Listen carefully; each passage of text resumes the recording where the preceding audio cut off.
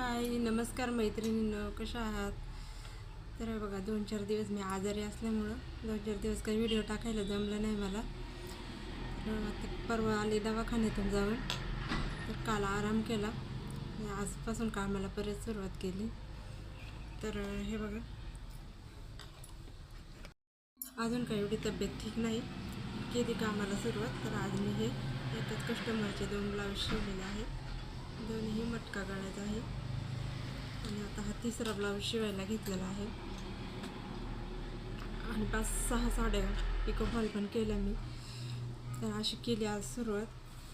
कामले खूप पेंडिंगला पडलेलं आहे.